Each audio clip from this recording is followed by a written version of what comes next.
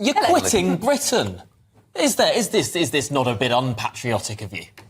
Well, you call it what you want, but I'm moving abroad to protect my assets for my family. They're going to increase inheritance tax, going to increase capital gains. It's just destroying Britain. It's just not practical no more to be here. And, I've paid, they say, over 100 mil into the system. And I'm afraid to say that, Starmer is just driving away sort of investors, entrepreneurs, even just normal people that are on 100k or 150k, they also want to leave. It's the wrong way to go about it. And unfortunately, they're very anti-business.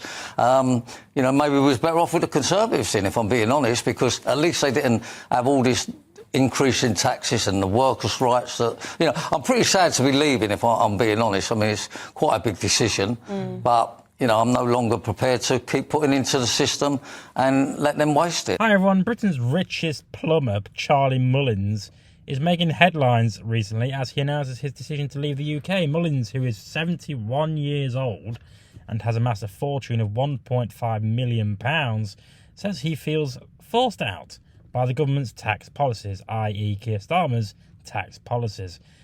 The self-made millionaire and former CEO of Pimlico, before he sold it, explained his drastic action to move abroad to protect his wealth. He said, "I'm simply not prepared to let this government get their hands on any more of my money." With the Labour government rumoured to be planning on a hike in inheritance tax to 50%, Mullins has decided to sell his £12 million penthouse overlooking the Thames. Mullins started Pimlico Plumbers from a basement flat in 1979, back when interest rates were high but house prices were dirt cheap, and sold it 3 years later for a reported £145 million. After decades of hard work, he sold his stake to the American home services company, Neighbourly, who, while leaving 10% to his son Scott, who continues as chief executive. Despite his success, Mullins has voiced strong opposition to the government's tax policies, saying, "It's not a decision I've made lightly, but I feel forced out by government intent on pushing these who work hard and create wealth." After selling his business, Mullins has been enjoying his wealth and planning new fixtures and ventures, including his latest business, We Fix.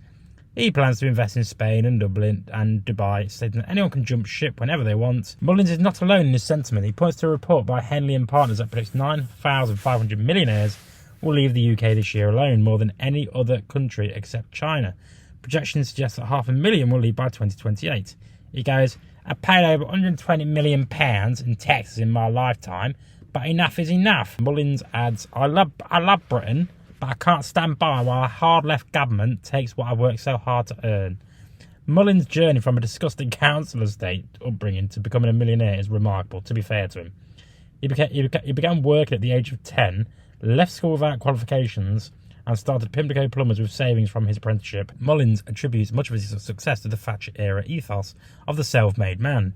And now his son's going to become a millionaire as well and get all the money that Mullins gives him and do very well in life, because that's how it works, generational wealth. But let me know what you think in the comments. Do you think Labour's tax policies are the right way forward? Do you think we are losing millionaires when they should be staying in the UK?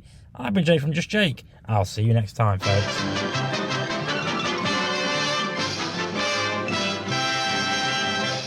You actually made it to the end of the video. If you would like to subscribe to the channel, which, why haven't you already, is somewhere over there.